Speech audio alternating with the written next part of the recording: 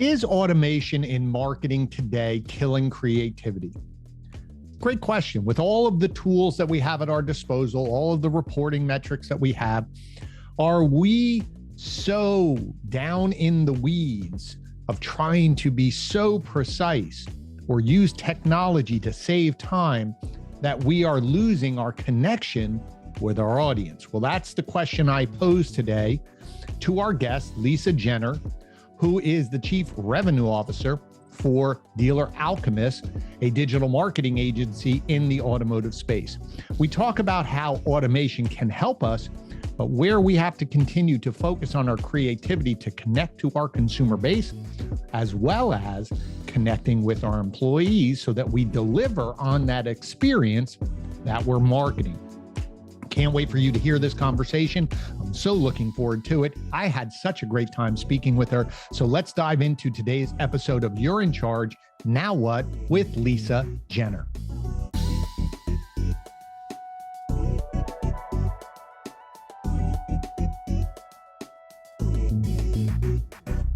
All right, Lisa. So thank you so much for joining me. I'm going to dive in because you at the Digital Marketing Strategies Conference this past May in Napa Valley, you were on a panel about marketing automation and what's going on in the future of automation. And one of the questions I thought of afterwards that I wish I had asked you on stage, so I'll ask you now, is are companies or agencies getting so focused on the technology and what technology can do for us, or in terms of metrics and reporting, that we're losing sight of actually the creativity of marketing? I love this question because I feel like I service two sides of the brain. I'm a graphic designer by trade, so I was started my career off in branding and marketing, and so I have this whole creative ideology. And, you know, when I see a traditional car commercial, I'm like, this is where we still are. But at the same time, I also have this other side of my brain, which is very data oriented and very tech driven. And I think that the best combo is both of them. Do I think there's a heavy focus on technology right now? Yes, but I also think that it's a turn of the times. I mean, we know that with millennials coming into the buying season of automotive, that they are very tech oriented and they like to buy, and they have that instant gratification buying personality. So I think you have to drive with technology and just land people on what they're looking for these days. And I think it's going to come more and more like that. We know that retention is dropping and brand loyalty is dropping as well. So I do think it has to be kind of tech first right now for sure. So then how do you think, because I think I agree with you, but I think you touched on something and I'd like to dive a little deeper into that, is this idea of maybe we are missing the creativity, or we're just generating this very basic type of communication because we're so hyped up on, well, I want to see how this connected, versus really taking time to be thoughtful about who our audience is. Because if we have the ability now to target markets and really drive a message to a specific person or type of person or buyer persona, so to speak, where is that disconnect? I mean, is it the demand of the agency? Is it the demand of the client? Or is it just assuming that the creativity doesn't really matter because people just want immediacy? Well, I think that creativity and brand recognition has just shifted so much because technology has shifted us so much. And so I think that creativity is no longer, it's family owned. I think that our dealership incentives, monthly payments, MSRPs has been so overdrawn. We'll buy back your vehicle. We want your trade. It's been so overdone that there's nothing unique inside of that anymore. So all of that has kind of made, I think, consumers, customers numb to those pieces of advertising. Advertising today is, what are the influencers buying? Where are they spending their time? What is interesting to them? And so when I talk to dealerships, I talk to them about technology and making sure that their inventory is available to be found through Google, because we know that's the place where most people are spending their time shopping, looking, at least initiating a search. And on the other side of things, man, in your local market, find out who your influencers are. Maybe get a realtor that has a huge following to, use one of your vehicles for the day. Because I think that today's generations are purchasing based on what their influences are purchasing. So I think the idea around creativity has shifted. So are you saying what I'm hearing is that you're saying, and correct me if I'm wrong, but you're saying that a lot of marketing, and this could be for all businesses, not just automotive, has been very transactional, short-term transactional marketing. Buy this, take this, we want this, in exchange, versus this longer-term embracing of why you should buy my brand. How is this brand going to make you feel? How is this brand going to look in your driveway or on your car? And so that's where what you're saying is this idea of connecting with influencers, because that's what they're talking about, is how it made them feel or why they're buying a product. Am I hearing you correctly? Absolutely. The influencer today is the emotional draw into a purchase, whereas automotive has been very transactional. That's why CarMax has been so successful. Hey, no haggle. You don't have to deal with that mess. Just come in, do the deal. That's why, Carvana, we all know what's happening there, but the idea of purchasing a vehicle without having to go into the dealership, we know there's a large percent of individuals that are interested in purchasing their vehicles online. I don't think it's the dominating effect right now, but we know how that's trending. And so for the emotional purchase, which we all do, I think influencers is definitely the trigger for that today. So then is your that idea of the emotional purchase, right? Or the emotional connection to it all. And your example of CarMax is we're advertising the experience. It's not just buy online. It's when you come here, no hassles, no haggles, no. And so that, I think you're right, it's a longer term play. And a lot of times, a lot of businesses are very targeted in a short term. So it has to be transactional. I need you to purchase now. How can I push everyone down the funnel further, versus what you're saying is that emotional feel is really trying to grab more people to throw them in your funnel and let them work their way down at their own pace, versus trying to force every conversation to a sale. Am I correct? Yes. And I think, the big conversation that is taking place today alongside automation and technology is audience building. And so it's about attracting in the right audience. I had a very interesting conversation with Grace Scott, and also on brand awareness with Kevin Fry. And what's interesting is that the way that they've built brand awareness, for example, Grace Scott has segmented out his buyer segments. So older individuals would receive a different type of commercial. They have different buying incentives than a younger generation would, which is he's kind of modernized that branding. And so I think that's very interesting. So much of the time we're just driving price, we're just driving that transactional segment. And so adhering to really understanding who your buyer profile is. So for example, when Dealer Alchemist comes into a dealership, we digest the last 6 months of CRM data and we segment it all out. So we really understand what the buyer profile is. We understand where they're coming from. We understand, is it primarily male or female? What are the age segments? And so technology can help drive to make sure that your inventory is visible to those individuals. And at the same time, on the brand recognition portion, leveraging different influencers, leveraging different things that would be appealing to those different audience segments is very important. So then for that, and that's a great point, is that then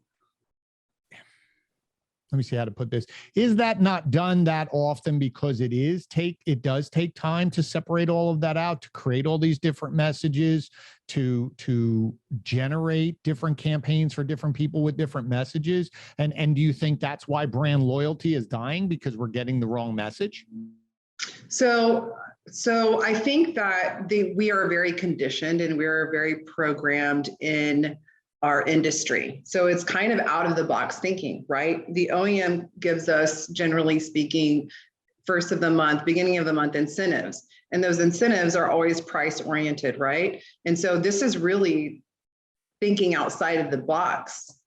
You know, there's no incentives for leveraging influencers, for example. And so I think it's conditioned, and I think that we have to think outside of the box to build brand awareness. Now, Kevin has been building brand recognition in his market, and since 2016, he's increased his brand awareness by about 10%. And he's been dedicated in that effort. And it's different segmented videos to attract for different audiences. So I think I think also if you're in a small town, community-driven brand efforts, grassroots, social media, creative branding is really important. So yeah, I think, and is it killing it? I think we have to think outside of the box. You know, traditionally to build brand, it was like the family-owned thing. It's the commercials. It's also driving price. Right.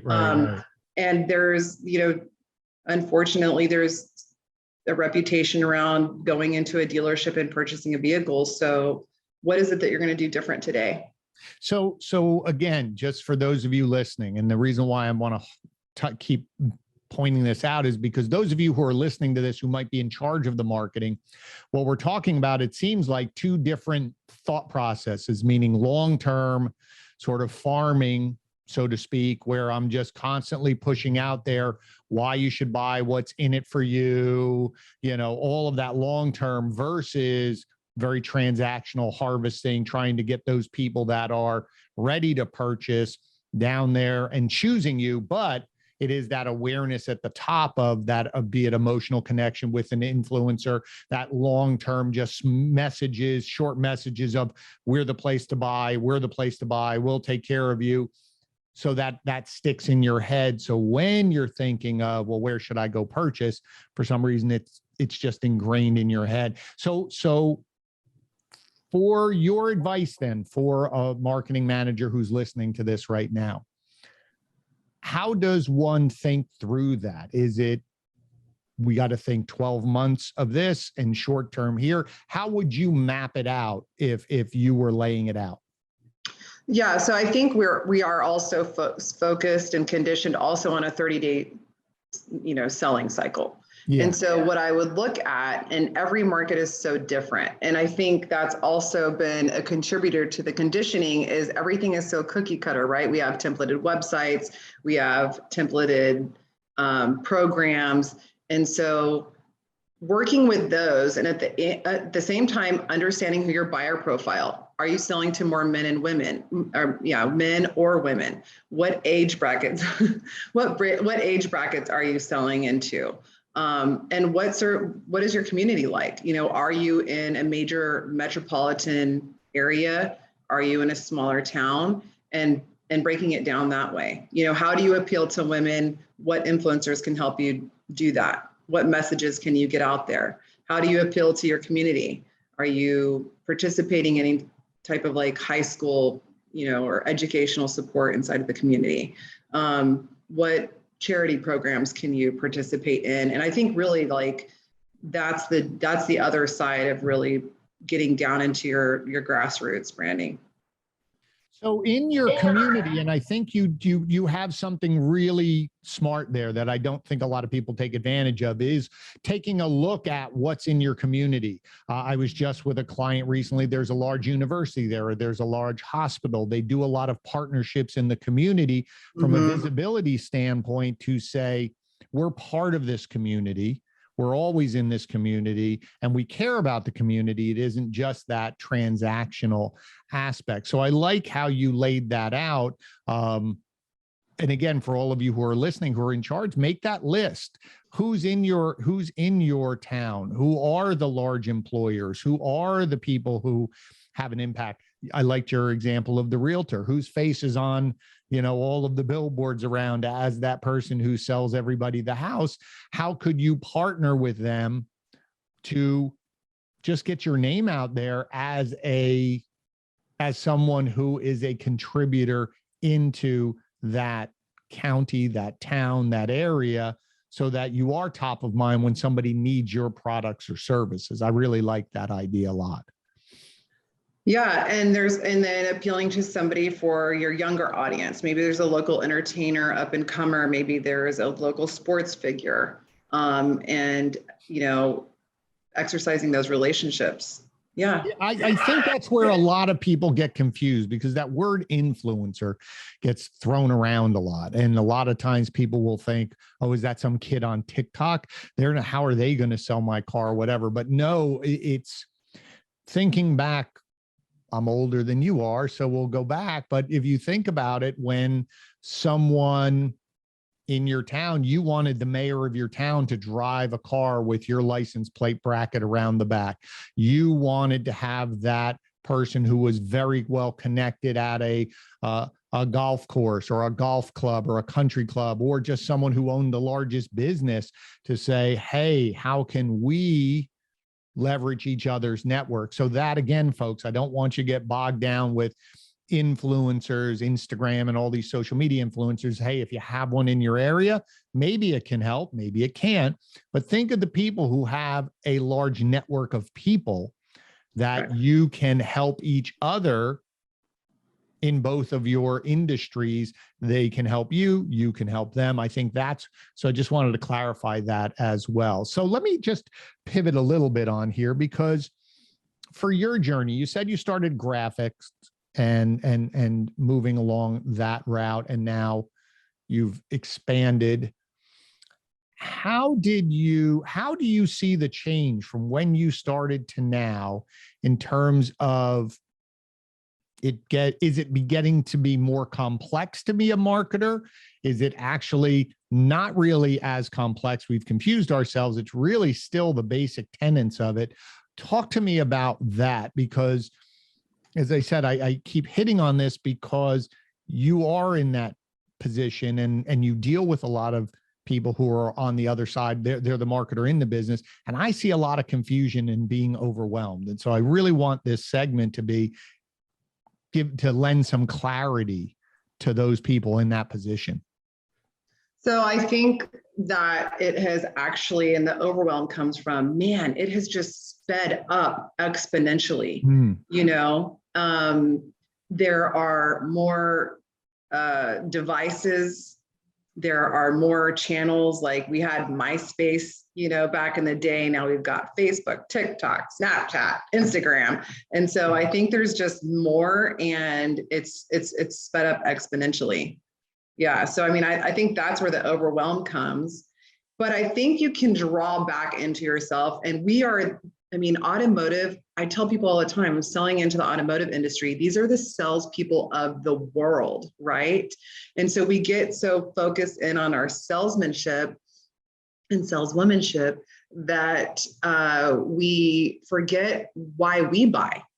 I can't tell you how many dealers I've talked to, and I'm like, hey, have you tried finding a vehicle on your website? Have you gone through the actual sales journey in your own website, in your own, how would this persuade you to buy? And so I think if we can really separate ourselves and go, what makes me feel good? What's the last thing I bought and why? And what compelled me, and then also even more deeper, like when was the last time I made an impulsive purchase? What compelled me to do that? When was the last time I was drawn to a personality that I saw maybe on social media? What compelled me to be interested in them? And taking those things that influence us and encourage us to buy, and leveraging some of those as well. No, and I think that's a great exercise. And for those of you listening, I've said this to, people, my clients as well, but I think it's a really smart thing. We sometimes get so focused in on our own business or our own day-to-day, we forget we're consumers. And if you do an exercise for yourself to say, why do I purchase? What did they do? I always talk about actions, how they make you feel. So, if I came to wherever you're located now, I know you're traveling a little bit now, but if I came to your hometown and you said, I'm going to take you out to a restaurant, there's a reason you chose that restaurant. Yes, maybe the food is a certain quality, but I will guarantee you it's the way you make that they make you feel. And you're excited to share that experience with me. So now you take that lesson to take a step back and say, well, what did they do? And could we do some of that in our business? Is there some, it may not be a one-to-one match, but you could be able to, or on the flip side, what didn't I like? And are we doing that? I think that's a great lesson here, and a great tip for everyone is shop on your own website, but more importantly, make sure you're looking outside of the industry, because if we're only looking at the industry we're in, we're only going to learn from our industry and we're never really going to grow. I think listening to, how often do we receive a customer at the dealership? We shuffle them right through the salesperson, we show them the vehicles, and all, the priority is let's hurry up and get the deal done, right? But let's talk to our customers and ask them, how did you find out about us? What compelled you to buy from us? And you're going to find out a lot of information there. And if I would love to walk into a dealership and see a meeting that was talking about why customers were buying from their dealerships, I think that'd be awesome. Yeah. And I think there's a lot of dealers that are doing that. They have that in there, but you're right. If everyone who's engaging with the customer is thinking about that, right, at every step, then everybody is getting information versus, well, no, my job is only to sell, or my job is to do follow-up calls, or my job is this. And it becomes this siloed approach to the consumer versus all of us at different touch points are delivering this experience. I think too, the outside perception of walking into a store is, oh, they want to get something from me, and there's that saying, I don't want to be sold to, right? I know it, and Lori can probably relate to this too, but when you walk into a store and you don't really feel like talking into anybody, and you just want to walk in and kind of browse and get your thing, it's a very different type of transactional feeling versus like really wanting to engage with somebody at the dealership level as well. Well, I think to your point, that's that whole, really being aware or confident that even if they don't want to buy today, if I give them a good experience, they'll come back in the future, right? But if I'm only worried about that sale today, well, even if I get the sale, I could lose a long-term customer, right? And I think sometimes to your point, which I think ties into everything we've been talking about so far today, is this idea of transactional versus long-term value of a customer, right? Which is more important to me. And then I'm going to design my experience. I'm going to design my marketing around that. I'm going to execute on that I want you to be a customer for life. I'd like you to come back. There's other things you can do to interact with me, or just recommend me to someone else versus I got that one sale and then I'm done. I think that's a big problem with marketing and customer service in today's marketplace. Even in the environment today, it's grosses are bigger than they've ever been. And so we recently went through buying a vehicle. My partner, Jonathan, was looking for a truck. And it was a very interesting experience being on that side of things. Generally I can just call one of my customers, but this particular truck was very difficult to find. And it was not the warm and fuzzy feeling. It was, hey, if you're not going to be here today, like I already have a buyer for this. So, are you going to show or not? And so I think just taking that minute to slow down and, making the customer feel like you're going to help them. There's a brand right there. Hey, we're going to help you no matter what. We're going to try to make the effort to find this vehicle for you. It is just slowing down a little bit. Yeah, I think that ties into everything that we've been talking about, especially thinking through the marketing, right? Because again, if all we're doing is putting out transactional, short-term, sell today types of marketing, even if you deliver on that, so it does connect, the marketing that you're putting out is going to be the experience they get. I don't think people want to go back to that type of environment unless they have to, right? So to your point, if you're the only one that has X and then you can give me a horrible experience because I need that. But in today's marketplace, there are so many options to buy, to engage with so many different businesses. We want to go to the ones that make us feel that, one, they make it easy for us to do business with them in whatever way, shape, or form that is. And they treat me with respect, and they care about myself, and they care about my experience with them.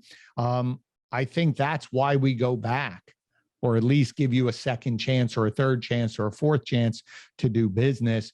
I think that's really important. And as I said, we've gotten down into the customer experience side, and I think that's truly important.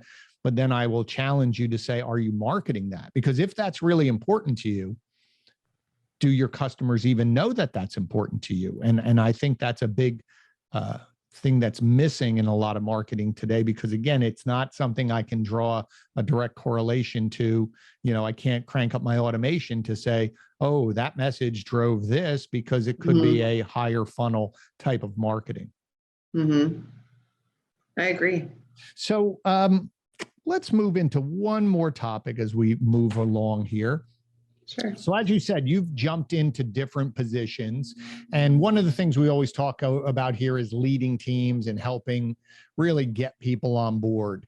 So for you, in your experience leading teams, what is one of the biggest lessons that you've learned? So if someone's sitting here today saying, I'm new to leading teams, I'm in charge of it, or I'm in charge of a project, and I have to work with people younger than me, older than me, less experienced, more experienced than me, what's one piece of advice that you would give out to someone in that leadership chair that would help them win the team over and move that project forward?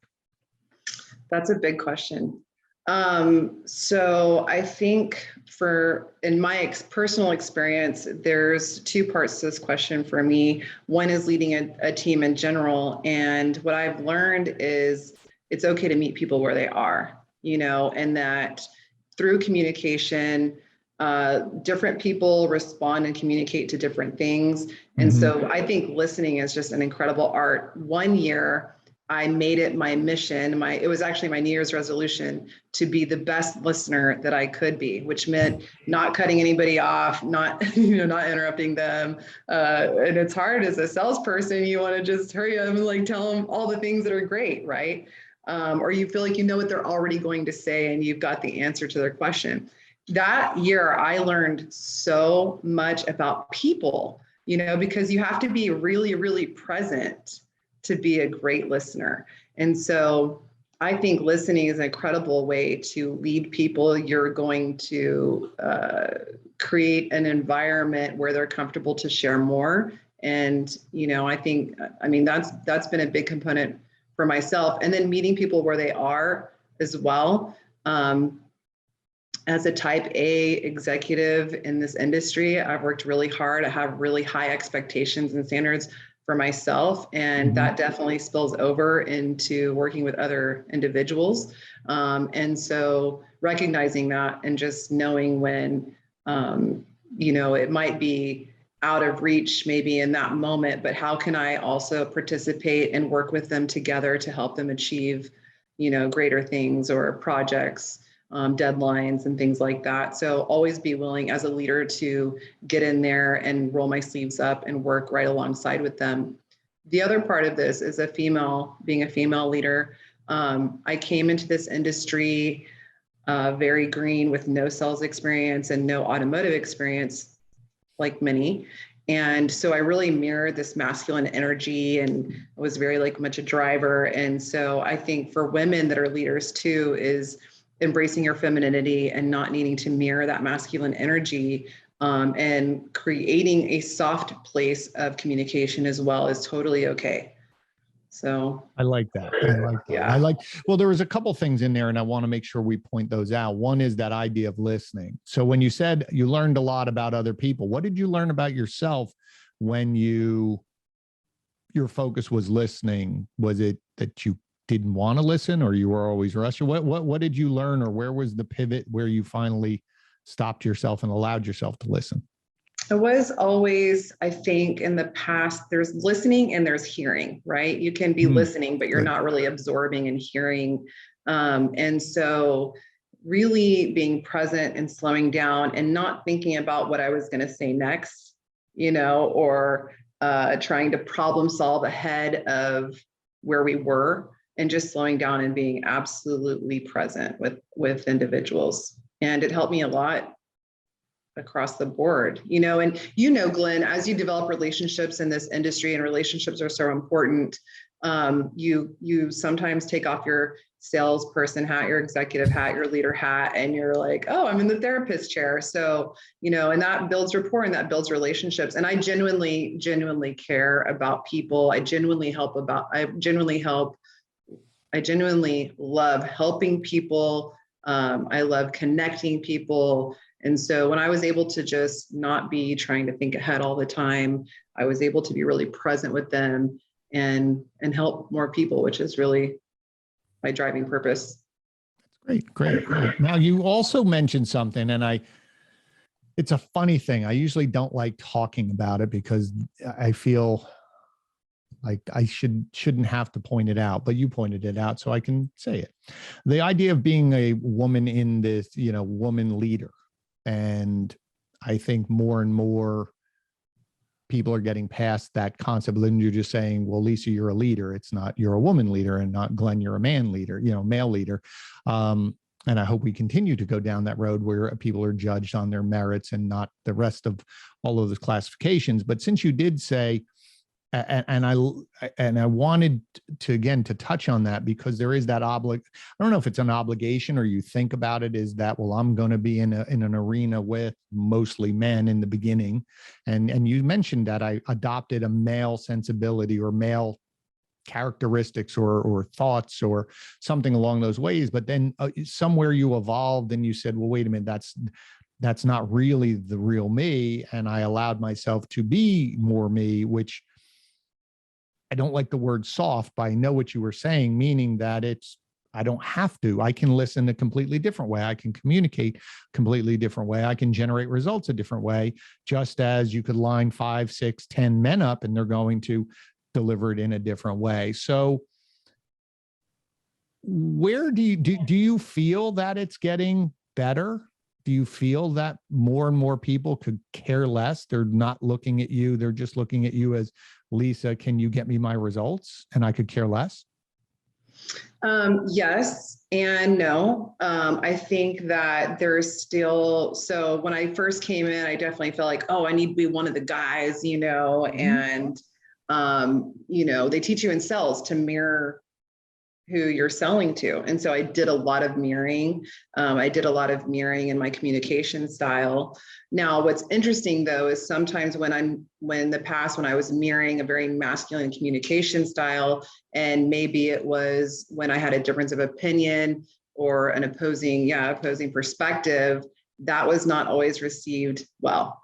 And so that's kind of when I started learning, okay, how do I truly feel about this situation, and how can I truly express what I'm feeling and make it non-confrontational? And I think that there is like this disposition of, we don't want to have these conversations because we don't want to offend anybody. And I'm like, why? We need to be having these conversations. This is how we learn. This is how we learn from each other. This is how we make it more accepted and more of the norm.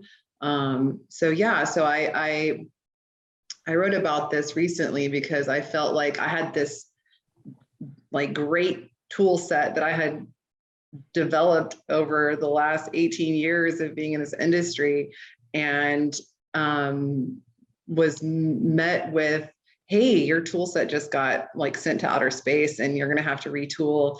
And so did a lot of contemplation and a lot of introspection, and just came down to like, the best thing about me is just who I am as a person. You know, I don't need to try to be somebody else. I don't need to try to be this big bad, you know, leader. Like, it's not, when I feel like I have a difference of opinion, like I don't have to defend myself just because I'm a female, and I don't have to feel like I'm back against a wall. I can actually just say, hey, this is what I'm feeling. This is what I think. This is why I think this would be better. And I can soften in my approach to that, because that's truly my personality too, is to, you know, communicate in a style that is comfortable, because I think just it goes back to being a good listener and really getting all the information that you can. And when anybody's communicating, if it's, you know, too hard or too strong or too masculine, you know, sometimes people just shut down, you know. And so yeah, it's been an incredible experience, and people are able to relax and feel reassured. And once they know that you're going to get the job done, it propels a much longer working relationship. And in this industry, we know too, there are people with big personalities. We're dealing with leaders that have really worked their ways up. They're very type A driven, hardworking, no BS personalities. And sometimes those personalities can come in really strong, but that doesn't mean that we have to meet them there. You know, we can. No, I agree. And I think one of the things that you said, which was really interesting, and again, I like to make sure people heard that, was when you said, you know, if I'm voicing my opinion, I don't want to offend anyone. Well, I don't think anyone really wants to go out of their, well, I'm sure there are people who that is their style of communication, is to intimidate you and make you feel uncomfortable. And so they win. But I think that most people, when you're voicing your opinion, just because you have a contrary viewpoint or you're taking a differing view, doesn't mean that you're offending the other person, right? We're talking about something else. This isn't a judgment on you. Now, if your word track or what you're saying starts to focus on the individual in negative ways, well, that's a separate conversation. But if we're just debating marketing strategies, you know, why would you, that shouldn't offend anyone. It usually offends people is when it starts to spin in where I'm making you feel like you're less, right? Through my wording or tone of my voice, condescension. That becomes about the person. It's not becoming about the viewpoint. And I want to point that out to everyone, is that, especially as a leader, when you're coaching and developing people, you have to be very careful that you're focusing on the actions and the results. And, you know, it's almost as if, you know, for those of you who are listening, if Lisa and I turned our head sideways and we're looking at something, we're both looking at it. It has nothing to do with us as individuals. But when you start coaching people and you start using the words, you know, you're not trying, or you're lazy, or this, that's where the offensiveness comes in. And I don't care if you're a male, female, whatever, those types of words, because I've seen it male to male, where it becomes this, I start talking about your self-worth. I'm not talking about your actions. I'm not talking about the results we generated, and really diving into what actions cause those results. And we have to work on that, but that has nothing to do with you as a person. And so I applaud that. And the more that you can come into yourself to say, this is who I am, this is the way it is, you know, take it or leave it, that's a maturity. And for some people, it takes a while. For me, it took a while, because I was always aware of wanting to please people, or just wanted them to like me, or make sure that they didn't hate me. Whether they like me or not, I just didn't want them to hate me. And that's a tough journey during your 20s and 30s, where you're trying to work and get your ground. And then you finally wake up one day and you just go, if they're pushing on me that hard, they're probably insecure. They're hiding something, or they're struggling with something, and they're just taking it out on you. So I really like what you just said. I think that's really important to get to that end point. It probably wasn't an easy journey, but I would assume it's more fruitful for you at this point in your journey. Yeah. And I think, you know, I am very passionate about what I do. I feel very strongly. I mean, my, you know, hashtag and my purpose is hashtag radical truth. And so, I mean, that's a pretty strong statement, radical truth, right? And so I think a lot of times too, like we are that driving personality and then we're super passionate, and sometimes caught in that energy, it can come off really like forceful or like, this is how it needs to be. Mm-hmm. And another practice that I've really has really helped a lot too is repeating back what you hear. So the other person might say something and you say, okay, so what I heard was da da da da da. And they might say, no, that's not what I'm trying to say. What I'm trying to say is, and they may reframe it for you and you can reframe it for them. So really, you know, doing that, then you guys start getting on the same page and kind of getting down to the bottom line. But yeah, if you're like, I don't understand why we can't get this done, you know, versus how can I help you? Where do you feel like you might be blocked? And then they say, well, this is what I'm feeling blocked because da da. Okay, so what I'm hearing is you're feeling blocked because da da da da. Here's how I think I can help you. Right. I know. I think that's a great. Productivity is going to shoot through the roof. No, but I think that's a great approach because we're afraid to repeat back to someone. We'll say, and sometimes you have to ask the person, right? So as a coach or a leader, sometimes you'll have to say, Lisa, repeat back to me what you heard me just tell you do. And sometimes people will say, I can't say that, that's offensive. But if you've done it in a way or you've explained to them, I'm going to ask you sometimes because I just want to make sure, because I either saw you just nod to me and I'm going, I'm not sure she, to your point earlier, Lisa listened to me. I don't think she really understood or heard what I want. So let me ask her, Lisa, what did you hear? And they might say, I said A, B, C, D, and you go A, B, C, E. And we're like, whoa. I think that just saves time and frustration down the road if we take time, slow down, make sure that we are communicating, making sure that we are putting people in a position to succeed by taking the time to speak clearly, actionable, ask questions, so that when we separate and go our separate ways, I feel as the leader, Lisa's got it. She's going to take care of it. And you walk away going, I got it. I know exactly what we need to do. I think that's really, really important. So, and it really is about just connecting. I mean, you're taking the time to connect with the people that you're leading. And if we carry this back to the beginning of our conversation and branding and marketing, it's about how are you connecting with people? You know, are we going to connect with people as a commodity with a monthly price? But to your point is, if that's what it is, okay, then own it, but understand the results of that. You can't turn around and say, well, I want to be this, but that's not what you're advertising, or that's not what you're delivering when you're talking to the customers or your team. Or you could be marketing one thing and you're not delivering on it. So again, everything really has to connect. So listen, I could spend tons of time. I love chatting about this. This is a lot of fun. Time just flies when you're going here. So at the end of every show, I ask a few questions. I call them the 5, and there's one answer, meaning just whatever comes to the top of your head. Okay. So don't overthink them. So first one is, I like asking this question. So I have a 17-year-old. So 16, 17 was a very transitional time for a lot of people. So that 10th, 11th grade. If you go back to 10th, 11th grade Lisa, and you look at her and you look at yourself now, 2-part question. Number 1, what is a similar characteristic that's always still there, always was there, still there? Second one is, what's different? If the 16-year-old saw Lisa now, what would be surprising to that 16-year-old? Well, I grew up in a very small town in the middle of West Texas, where the nearest city is 2.5 hours away. Walmart was an hour away. So there's a lot of differences. I went from there and moved to Houston and was in Houston for 20 years. So the one similarity is humor.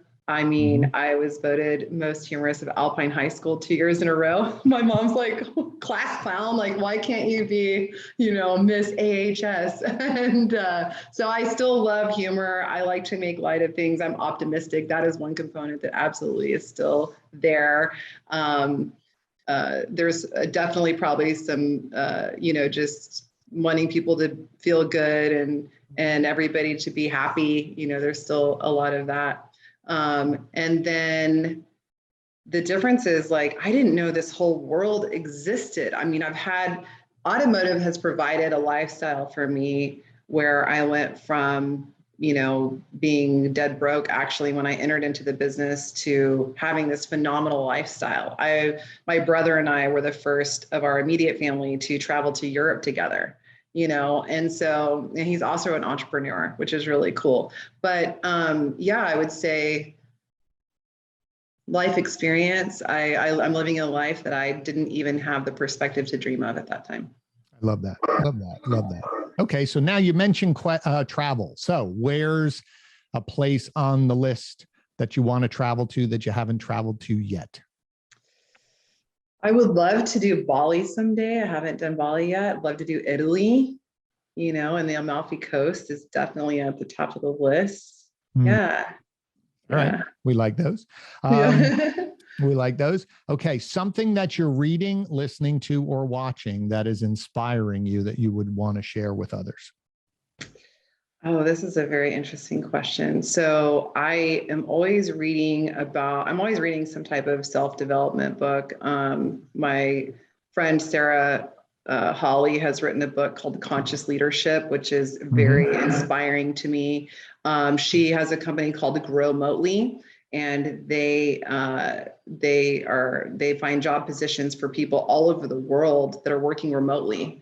And so I'm very fascinated by the business model and what they're doing there. And then she has this conscious leadership is everybody's inclusive. So she has her executive leadership meetings and board meetings, and anyone from her team is invited down to the receptionist. So it's completely open. She said, man, it's just really made everything absolutely transparent and honest. And so I'm just fascinated by that. I'm also reading another book, which is about the lost transcripts of Mary Magdalene, which is fascinating. Oh, there you go. That's a good one. If I took all of your close friends and family, put them in a room and said, describe Lisa in one word, what's the word they would use to describe you?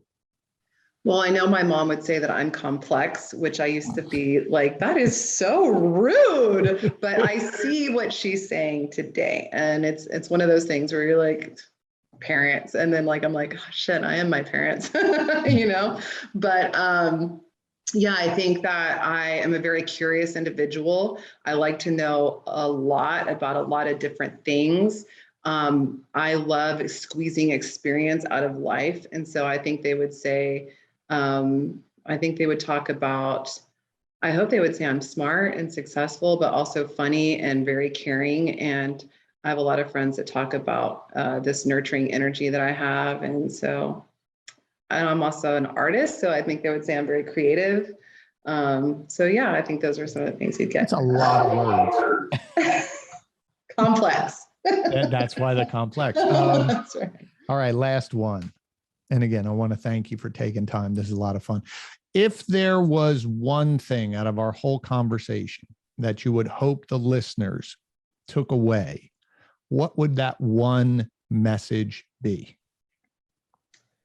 To be present with your people, whether it's your employees or whether it's your customers, even being present in the idea of how you might attract in through your branding. It's all about being present, being a good listener. But I think that's something that with technology and instant gratification and social media, it's becoming less and less of a thing. And so really taking the time to be present. Great. I love that. Yeah. Well, listen, thank you so much, Lisa, for being here. This was a great conversation. I hope you will listen to this over and over again. There's so much great information here. How can people connect with you? Where can they find you on social media? Where can they find your company? And where can they reach out to you if they want to chat with you further? My LinkedIn is a great place to connect with me. And my last name is Jenner, but it's spelled funky. It's Genner. You can also, I'm happy to give out my cell phone. Hit me up, text me 832-594-7583. And then my email is lisa.jenner@dealeralchemist.com. There There it is. So please connect. I'm sure. Please connect. Yeah, you will. She will help you, chat with you, talk with you. She's a great person. I'm glad we've had a chance to connect, and I'm just very happy for you. You do bring a great energy out, and you do have that nurturing nature, and it is that combination of passion and caring, and that's a really great combination. So audience, you know the drill. Please make sure that you share this out. I'm sure that there's someone in your network that could benefit from the conversation that we just had with Lisa. Please make sure you rate the podcast, subscribe to the podcast. That just helps us grow. You know where to find it, anywhere on any of the social platforms that you can find your podcast. Also over on YouTube, you can watch our conversation as well. So if you want to see our charming faces, you can see that as well. As I say at the end of every episode, you're in charge. But whenever you hit that wall and you say to yourself, now what? Now what do I do? Well, we're going to be here every single week with great conversations like we had with Lisa to help you become the leader you want to be. Thank you so much. It means a lot that you spent some time with us today, and I look forward to seeing you on the next episode. Thanks again, Lisa. I look forward to seeing you soon. Thanks.